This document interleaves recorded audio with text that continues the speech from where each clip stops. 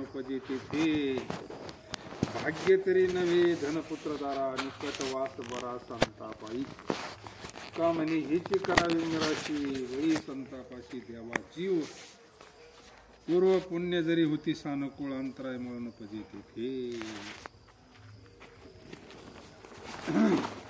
महायोग पीठे तते भीम पुंडरिकाय दातुं मंद्रे समागत तिष्ठान्तमानंद कंदम परब्रह्मलिंगम भजे पांडुरंगम।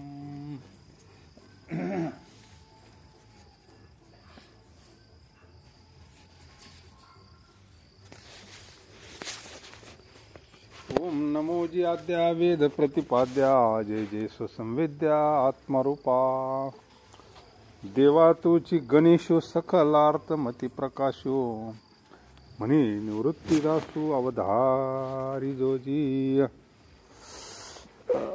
जेथे जावे तेथे कपाळ सरीसे लाभ तो विशेष संत संगे पूर्व पुण्य जरी होती सनकोळ अंतराय मूळ नुपजे तेथे। जगद्गुरु तुकोबाराय या अभंगातून संत संगतीचा महिमा सांगतात। भाग्य म्हणजे नेमकं काय, आपण भाग्य कशाला म्हणतो, संत भाग्य कशाला म्हणतात, आणि शेवटचरणात म्हणतात तो का म्हणे हिची करावी निराशी बळी संतापाशी द्यावा जीव पूर्व पुण्य जरी होती सानुकूळ अंतराय म्हणून उपजेते। जगद्गुरु तुकोबारायांचे अभंग म्हणजे असे सहज पडलेली वेदवाणी आहे। काही श्लोकांचा अर्थ ओव्यांचा अर्थ पाहिला तर जसाचे तसा तुकोबारायांच्या मुखांतून अभंगाच्या रूपाने बाहेर पडला। श्लोक अवघड आहे, संगती लागत नाही। तुकाराम महाराजाचे अभंग सोपे म्हणून आता कपाळ म्हणजे काय, नशीब म्हणायचं थोडक्यात नाही का।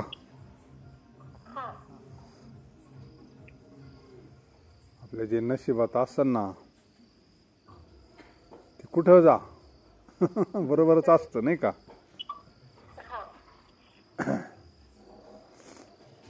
पुढे आमच्या नशिबात पंढरपूरची वारी आहे, इकडं बरं नशिबात बाकीचं मग नाही का, आमच्या कुठं नशिबात आहे बाबा।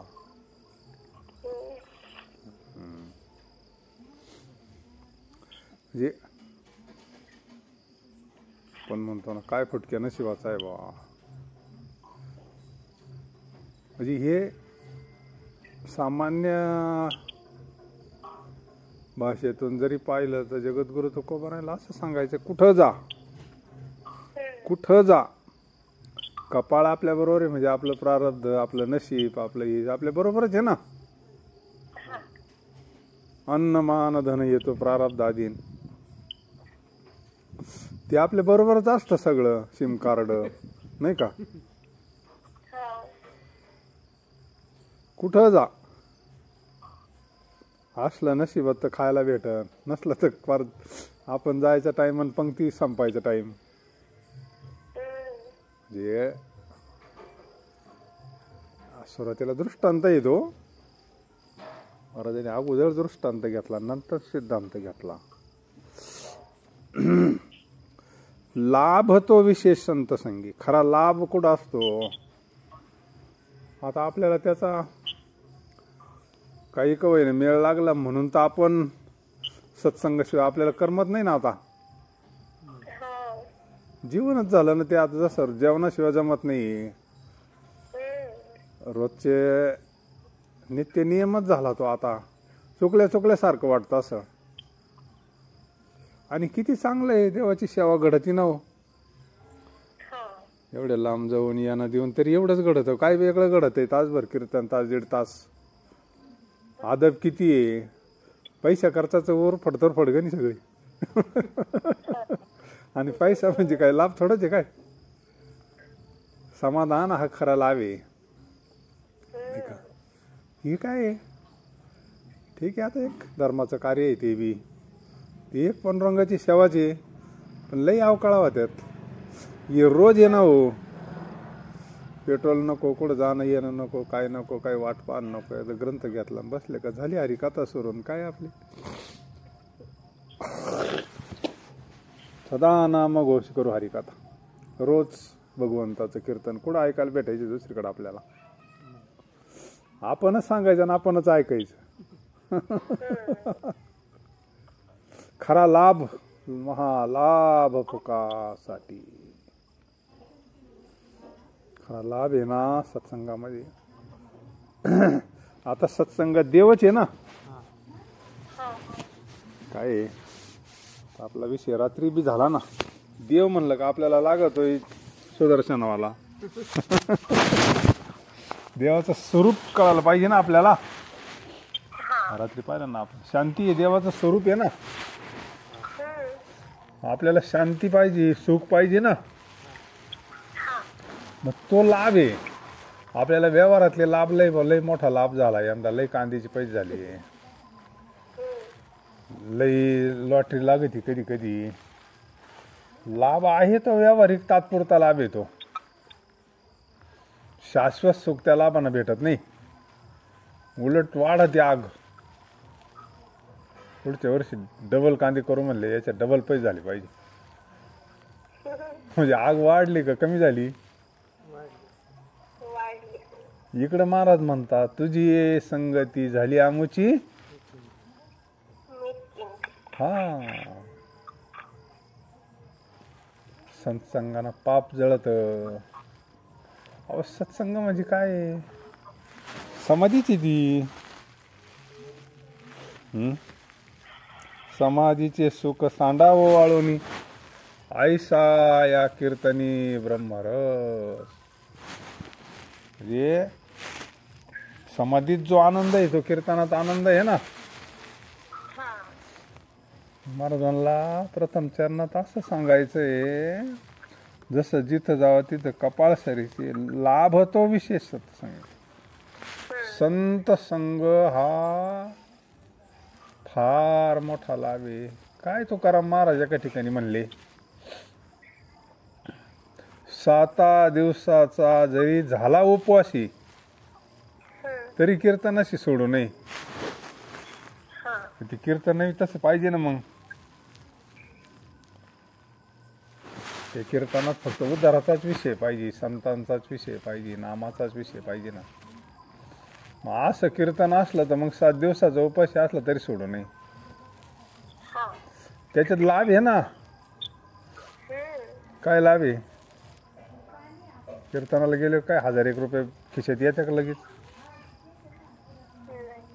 कीर्तना गेल्यानंतर काय 500 रुपये नोट सापडते का खिशात? उलट नुकसान आहे ना. हा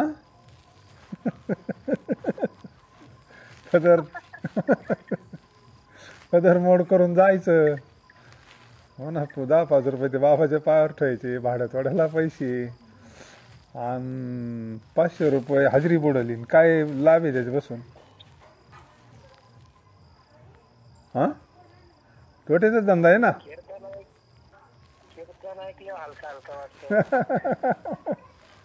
पाप जळत ना. हा, त्याला अनिष्टाची निवृत्ती म्हणतात. अनिष्ट निवृत्ती. अनिष्ट निवृत्ती म्हणलं आणि इष्टाची प्राप्ती. लगेच नोट हातात नाही, पण जे समाधान आहे ते लगेच आहे ना आपल्याला. इकडे तरी कवा भेटते ना कवा नाही. त्या कांदे होय अंग हरिरूप. हरिरूप म्हणजे ब्रह्मरूप. ब्रह्मरूप म्हणजे आनंद रूप. आनंद होतो ना कीर्तन ऐकल्यावर. हा रोग पगार आहे ना. मग अंतकरणामध्ये प्रसन्नता निर्माण होती. हलकं वाटतं. म्हणजे पाप जळत. पाप जडे. सगळ्यात जड असन तर पाप आहे.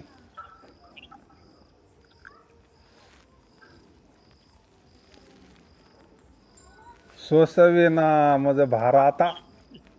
काय म्हणती ती? पृथ्वीनं गाईचं रूप धरून ती गेली ना देवांकड. अवतार घ्या म्हणले आता. मोडीले कीर्तन. हा, ज्या वेळेस भगवान श्रीकृष्ण परमात्म्याला अवतार घ्यायचे त्यावेळेस अगोदर शरण गेले ना स्वसवेना. पृथ्वीला दुसरा नाही भारवत, पापाचा भारवत असतो. आणि पाप जड आहे ना, पाप जड आहे. आता काही काही लोक पारायण करतात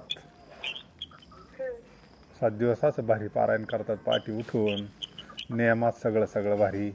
त्या पारायणानंतर कसं वाटतं, त्या काळात अनुष्ठानाचंच फल आहे ना ते. ज्या व्यक्तीशी आपण बोलत आहात त्यांनी आपला कॉल होल्डवर ठेवला आहे. फल कायच आहे ते? प्रसन्नता, हलकं वाटणं, समाधान वाटणं. पाप जळत. 7 दिवस सप्त्याला गेलं, दिंडीला गेलं, तिथून आल्यावर कसं वाटतं? वेगळाच आनंद. कोणाला सांगून कोणालाच नको, कोणाला सांगून कोणाला नको, काय सांगून कसं सांगू. काय होतं आतून ते नुसतं हे होत आहे ना, दमदरीत नाही. हा, म्हणजे पाप जळतं. हा, पाप आहे ना जडे. आणि पाप जाळण्याची साधन म्हणजे हे कीर्तन आहे, हरिनाम आहे, नामस्मरण आहे, सत्संग आहे. म्हणून महाराज म्हणतात आता आपल्याला हे लाभ वाटतात, उलट जे घरी राहिलं त्याचा फायदा वाटतो आपल्याला. अरे जाऊन पस्तावा झाला नाही का. पण आपल्याला कोणता लाभ वाटतो? व्यावहारिक लाभ लय. आपण जडाच्या मागं लागलो ना, म्हणजे खरं शाश्वत आहे, खरा लाभ आहे. बरं, याला लई मिळून समाधान कुठं आहे? संध्याकाळी तो तिकडेच घालतो कुठंतरी, असणार म्हणा कशात म्हणा. मग काय ते कमून तरी काय भेटलंय? कमून तरी काय उपयोग त्याचा? भांडणं तणणं मारामाऱ्या. इकडे थोडं पण किती समाधान असतं. आणि चांगलं जगायला पैसे तरी किती लागत हो? चांगलं जगायला फार थोडे पैसे लागत. पहिल्यासारखं काळ नाही राहिला आता. जेथे जावे तेथे कपाळ सरीसे लाभ तो विशेष. शब्द कसे पाहना, लाभ तो विशेष संत संगी. आता काय सांगावं तुम्हाला, संत संगतीचे काय सांगू सुख. आपण पारिखे काही गोष्टी सांगता येत नाही, वाच्याच चालत नाही, तिथं वाणीचा विषयच नाही. तो आनंद शब्दाच्या पलीकडचा आनंद आहे ना. वाणीनं कसं काय सांगता येईल मग तो? मन वाचा तीच तुझे स्वरूप, भगवंत स्वरूप तिथं मन वाचा तीच आहे ना. म्हणून या मापे भक्ती केली. भक्ती म्हणजे प्रेम. मग ते डोळ्यातून धारा लागल्यावर ते प्रेम कळत, अरे हे मापे खरं देवाला मोजायचं. आता खरं देव दर्शन झालं याला. असं प्रथम चरणी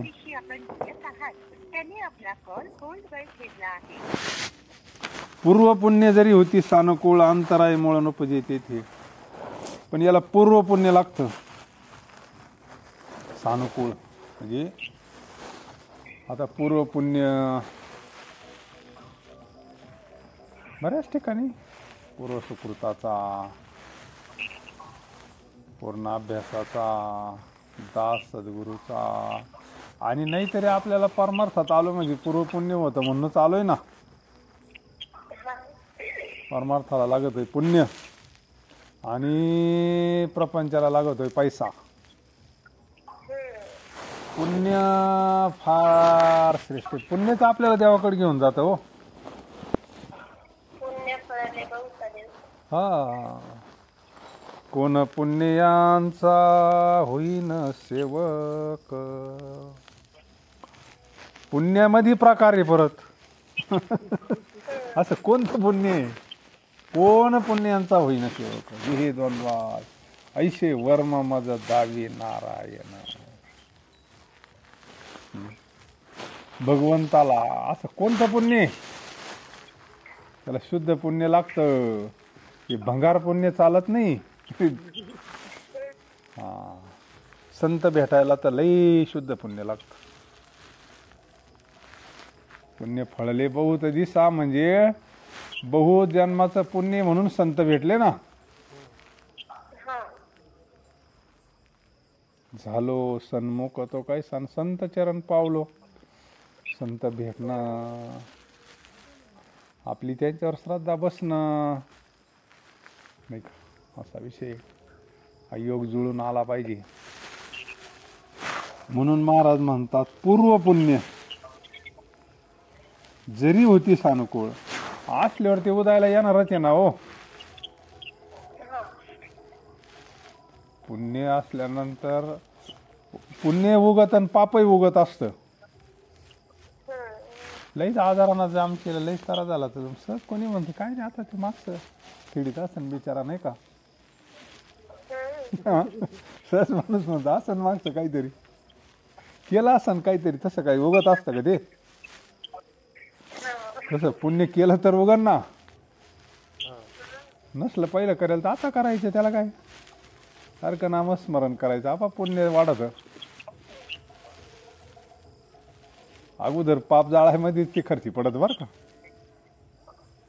त्याचं असं आपल्याला असं वाटतं आपण एवढं आत बतोय, मग आपलं कमून गाडी दुःख जाईना. आणि मागचं पाप जाळाय करता खर्ची पडलं, त्याचं काय कुठं गेलं मग ती.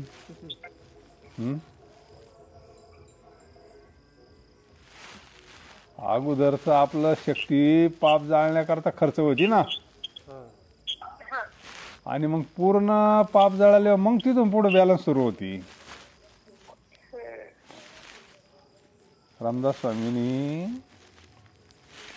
दासबोधा सांगितलं ना, 13 कोटी जर रामनामाचा जप झाला तर देवाचं दर्शन होतंय. ते दर्शन कसं होतं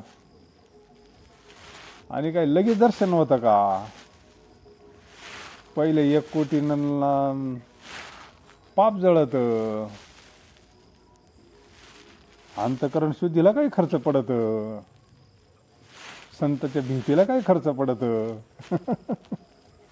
हा, बहुनाम जन्मना ज्ञानवान मा प्रपद्यते, बहुनाम जन्मना अंती. अनंत जन्म फिरत फिरत पुण्य करीत करीत मग ते ज्ञान प्राप्त होत त्याला. आणि मग त्याला वासुदेव सर्वमिती समहात्मा सुदुर्लभा, त्या ज्ञानानं व्यापक भगवंताच्या दर्शनाची प्रतीती. इथं त्यांना मुद्दा एक सांगायचा आहे, पूर्व पुण्य जरी होती सानुकूळ, अंतराय मुळ नुपदिते. आणि मग तिथं काहीच नाही शिल्लक राहत. एकदा पुण्य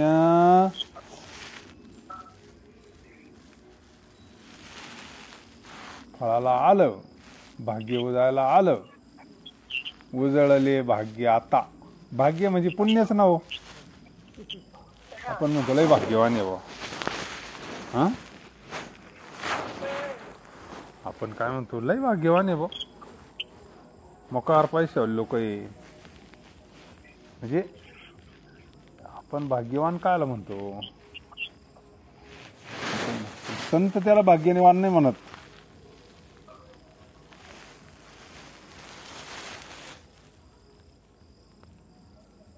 उजळले भाग्य आता उगी चिंता वारली. कशाना, संत दर्शनी हा लाभ. म्हणजे संत दर्शनाकरता भाग्यच उजळावं लागतं. भाग्य म्हणजेच पुण्य, पूर्व पुण्य. आणि आपण लहानपणापासून ऐकतो ना, पुण्य बरोबर नेता येतं ना, पुण्य प्राप्त करता येते. पण जरी काही काही अशी म्हणजे काय खरं आहे बन, काय खरं आहे बा, याचं काय खरं आहे बन, त्याचं काय खरं आहे बा, काय ब्रह्मसत्य जगत मिथ्या, काहीच बरोबर येत नाही बा. बरोबर येत नाही असं कसं बरोबर नाही येत. पुण्य बरोबर येतं ना. म्हणजे एवढं कमवलं पण जागेवर ठेवलं, अरे कमावलं म्हणजे त्याच्यापासून पुण्य बनवता येतंय ना. ज्याच्याकडे लई पैसा आहे त्यानं दान धर्म केलं तर पुण्य नाही व्हायचं. पैसा वाईट आहे का? हा त्याचं रूपांतर करता आलं पाहिजे ना. पैसा वाईट नाही. पैशापासून तुम्ही काही चांगलं करू शकता ना.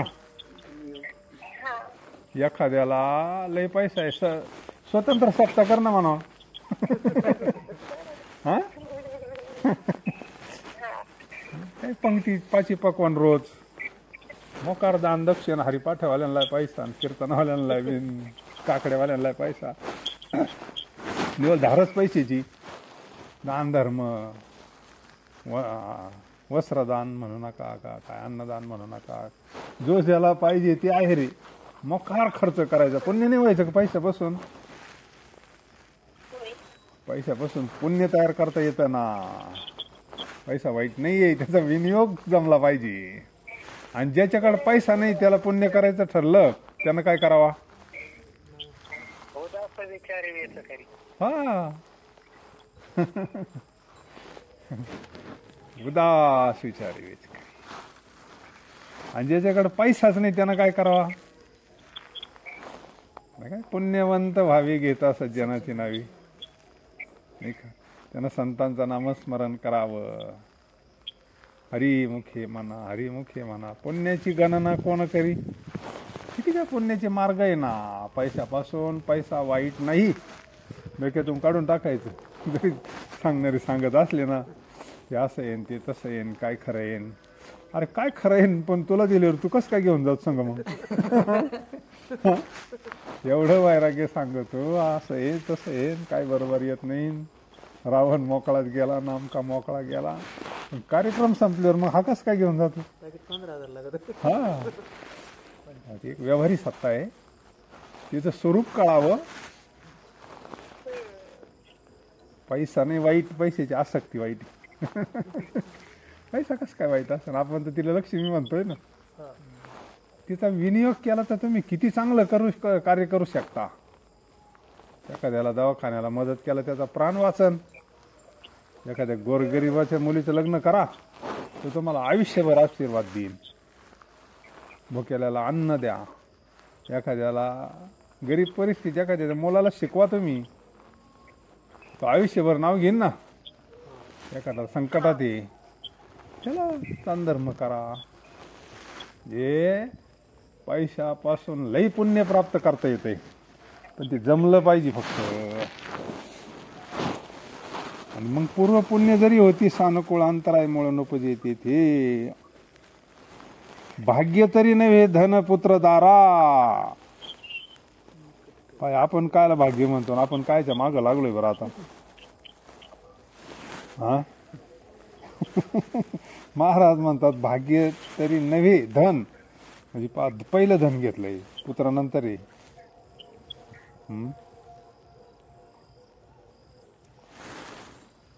आपण भाग्याची व्याख्या वेगळी केली. जगद्गुरु तुकोबाराय भाग्यवान कोणाला म्हणतात?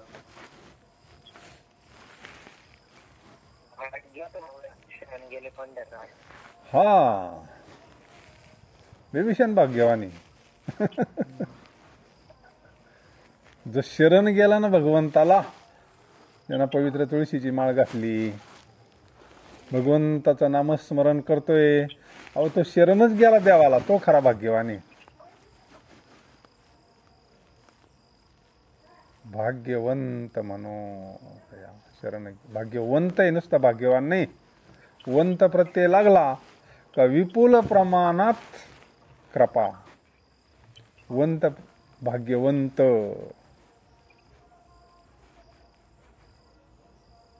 कृपावंत, दयावंत. हा वंत प्रत्यय जिथं लागला जातो ना, तिथं विपुल प्रमाणात कृपा. नुसता मृदंग वाजवणारा 4-2 बोल, पण लई येत असले तर आपण मृदंगाचार्य.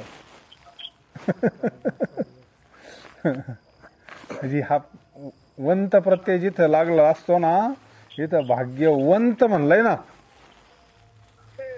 तो पांडुरंगाला शरण गेला तो भाग्यवंत. इथं महाराज वेगळं सांगते तो, भाग्य तरी नव्हे धनपुत्र दारा. लय पैशावाला भाग्यवाला नाही तुकाराम महाराजांचं, आपलं जमन कधी व्हा आता.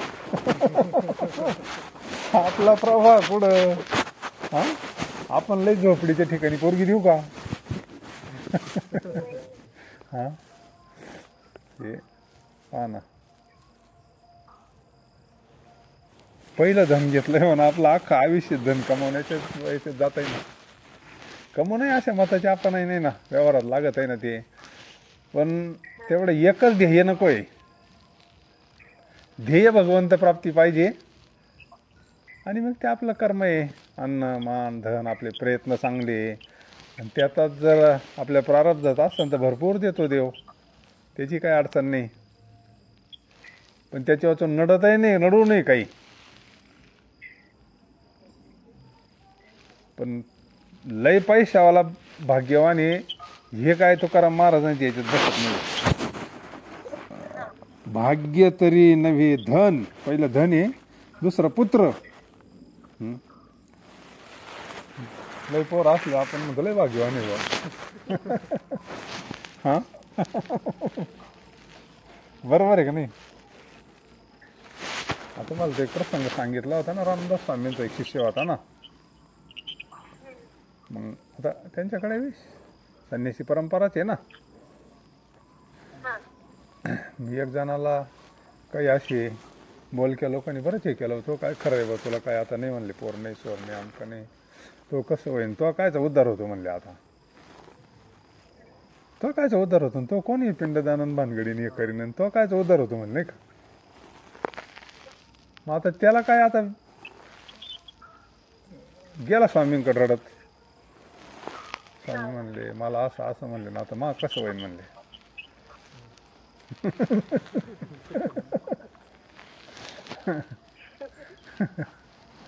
म्हणजे मग स्वामींनी परंपरा सांगितली ना. माय किती शिष्य आहे म्हणले, त्यांची शिष्यांची शिष्य किती आहे. अरे हे मुलंच असतात म्हणले आपले, हेच आपले मुलं आहे, हेच आपलं गणपती म्हणले. हां, तुला कोणा सांगितलं मला बाळ नाही म्हणून. म्हणजे शिष्य हा मुलगाच असतो ना, शिष्य हे मुलाचंच नातं असतं. म्हणे निवृत्ती दासू, पहा ना की ज्ञानेश्वरी, निवृत्ती सूत म्हणलं काही ठिकाणी. सूत म्हणजे मुलगा. कोणतं नातं आहे, आणि इकडं भावाचं नातं आहे. तिथं देहाच्या नाथ्याला परमार्थात अजिबात जागा ठेवलेली नाही कुठं. अध्यात्माचं नाथ आहे तिथं, गुरु शिष्याचं, निवृत्ती दादाचं आणि माऊलीचं. फार भारी नाथ आहे, फारच भारी. बाजूलाच ठेवलेलं आहे भाऊ म्हणून, त्यांच्या डोक्यातच नाही. आणि त्या भूमिकेत आलं तर काहीच पदरात पडणार नाही, नाही का. ते आडवे त्या नाथ आहे. मग घरातल्या घरात कोणी ऐकतं का प्रवचन? कसं काय जमन.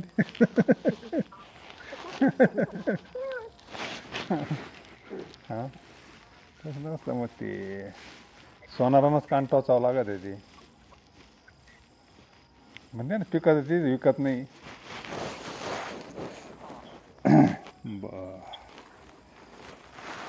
भाग्य तरी नव्हे धन पुत्र आणि दारा. दारा म्हणजे काय? पत्नी.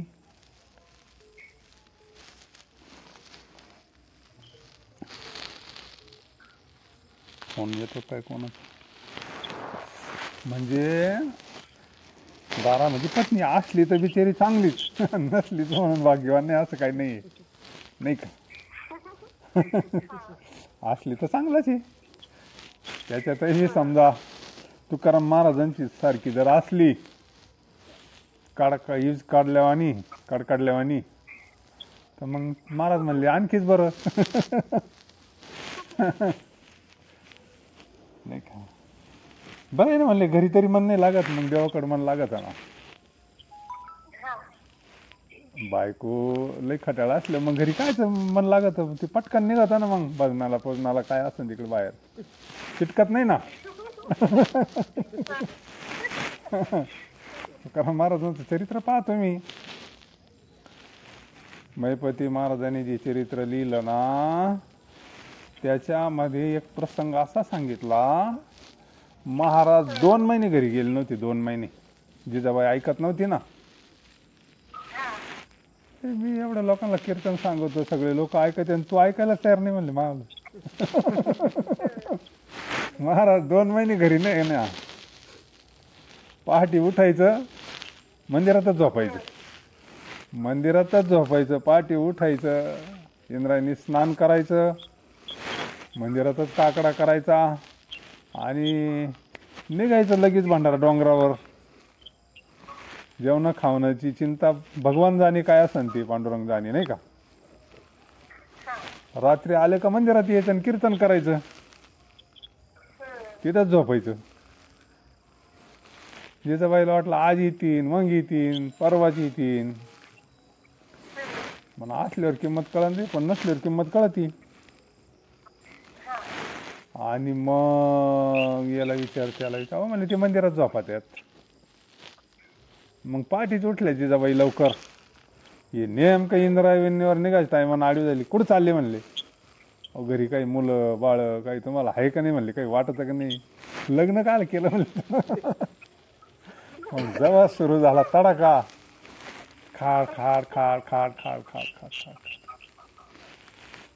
महाराज म्हणले तू मग ऐकत नाही, मी सांगतो पांडुरंगाचे भजन कर, ऐकत नाही. मी सांगत होती तू ऐकत नाही ना.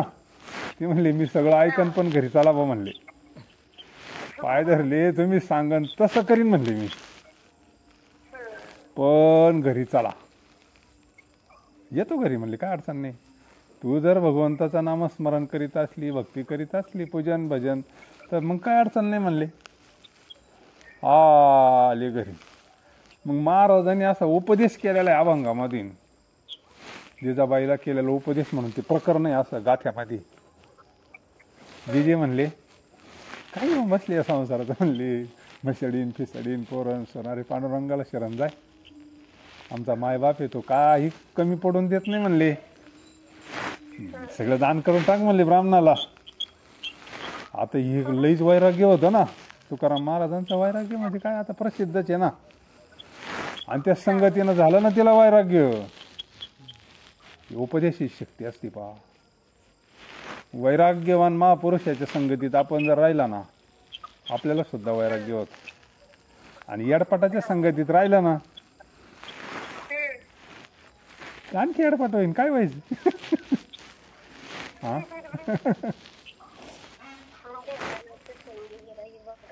हा. आणि मग इतकं महाराजांनी भारी उपदेश केलेला त्या अभंगामध्ये. तिला झालं ना वैराग्य, सकाळी सगळंची सगळं दान करून टाकलं ना ब्राह्मणाला. एकादशी होती ना, ज्या दिवशी उपदेश केला त्या दिवशी एकादशी होती.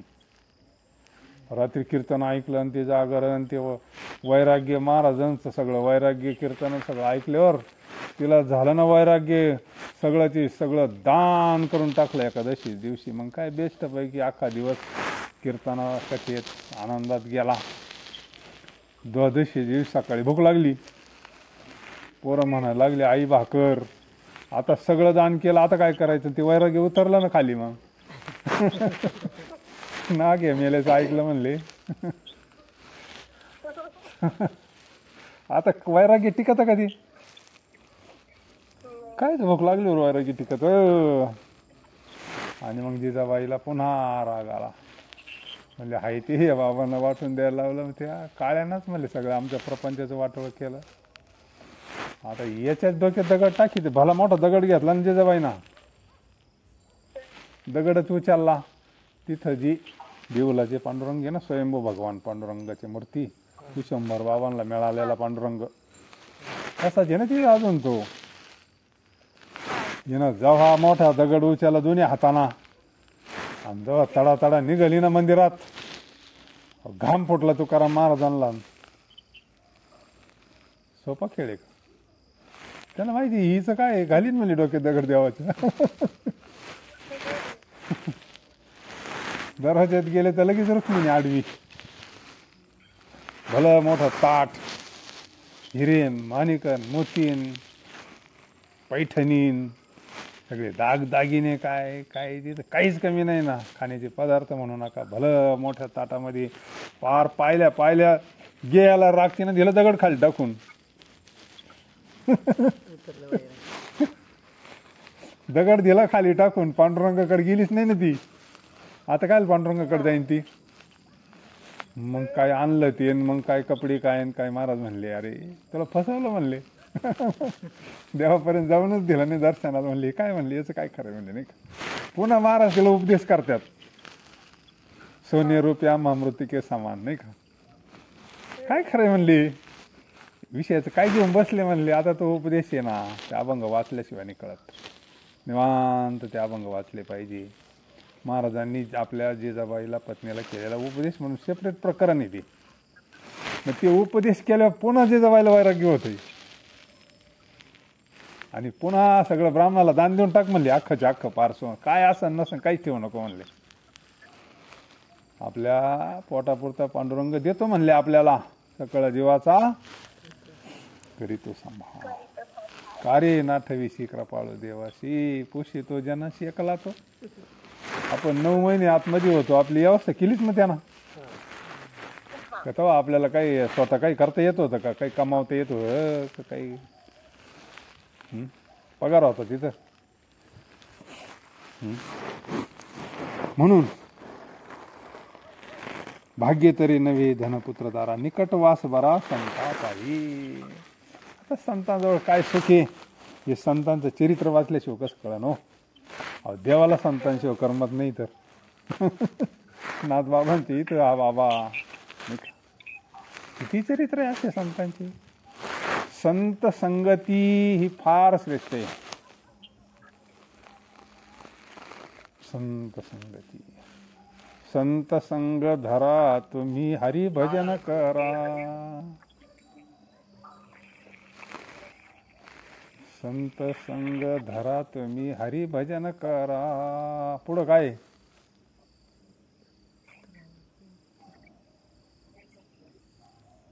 पाठी लागला काळजात खातो करताना.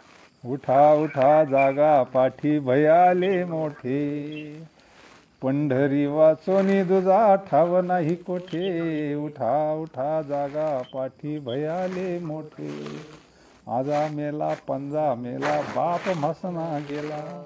देखत देखत ना तो पण तोही तैसा झाला. उठा उठा जागा पाठी भयाले मोठे, पंढरी वाचोनी दुजा ठाव नाही. काय पंढरीला संत आहे. संतांची दुकानं होती पहिली पंढरीला. आता एवढे जी दुकानं, ही दुकानं नव्हती पहिले, संतांची दुकानं होती पहिली. साधू संत मुनी जपी तपी संत महंत तीर्थाच्या क्षेत्राने असतात. संत भेटतात आणि जीवाचं कल्याण होत असतं बरं. म्हणून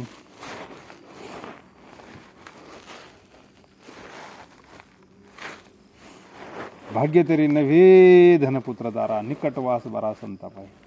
काय संतांपाशी राहणं फार अवघड असतं. आपण कर्म पाहतो संतांचं नाही का, आपण दोष पाहतो आणि मग दोष दिसले की जीव तिथे थांबत नाही. त्याच्यामुळं संत संगतीत राहणं म्हणजे सोपी गोष्ट नाही. माशी कुठं बसन, कुठे बसन माशी, पाय एखाद्या राजाच्या अंगावर जाऊन बसन, पण त्या पदार्थावर जाऊन बसन, पण ईश्वर बसन का, नाही बसणार. तसंच आहे मग. निकटवास बरा संतापाई, तू का म्हणे हिची करावी मिराशी, बळी संतापाशी द्यावा जीव.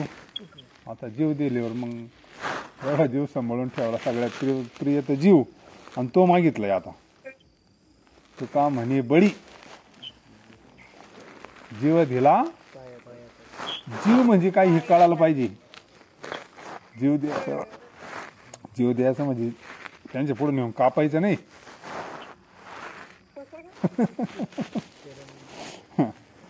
जीव देणं म्हणजे काय, 9व्या अध्यायाच्या शेवटच्या ओव्या पहा ना. जीवदशेची आठणी झालेली संजयची, ज्यावेळेस त्या स्थितीत जातो ना संजय, संजयाची अवस्था पाहणं 9व्या अध्यायाचा पार शेवटचा श्लोक, पार शेवटच्या 10-5 वावे वाचायच्या, मराठीत वाचा लागलं तर. संजयाची अवस्था आहे, खाखाळ खाखाळ डोळ्याला धारा चालल्या, अंगावर रोमांच आला, आनंदाच्या लहरी, महासुख त्याला हो राहिलं, महासुख. भगवान परमात्मा सांगतात त्याच्या जीवदशेची आठणी हो राहिली, म्हणले जीवदशा नष्ट होऊन राहिली त्याच्यावर. काय होतं मग, तो जीवाची परितुके महेशाशी. घडलेला प्रसंग सांगतो एकाच मिनिटात तुम्हाला. ज्यावेळेस महाराज तुकामाईच्या दर्शनाला गेले येराळ्याला, नांदेड जिल्ह्यामध्ये भरपूर फिरले ब्रह्मचैतन्य महाराज. तिथं गेले आणि माई काय तिथं नव्हती, तुकामाई काय विधी महात्मा. तिथं गेल्यानंतर मग विचारलं तुकामाई कुठे आहे. आता हे 11 वर्षाचं कोवळं तेजदार भयान गणू. म्हणले बाबा तू कुठून आला. म्हणले मी आलो तिकून पार सातारा. काय आला म्हणले दर्शनाला आलो तुकामाईचं. अरे काय खरं आहे म्हणले त्या बाबाचं. आणि त्याच्या काय नादी लागवतो म्हणले, कारण त्यांना काय त्या काळात संत म्हणत असतील का. हा लहरी महात्मे ना.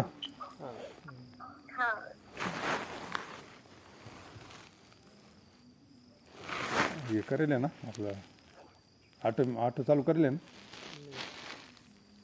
यावर चालू करू आम्ही थांबतो. आणि मग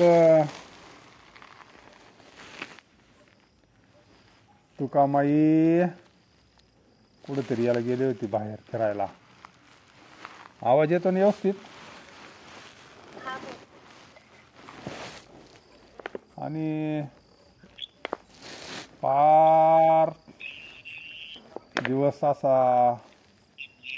मावळतीला जाण्याची वेळ आली. आणि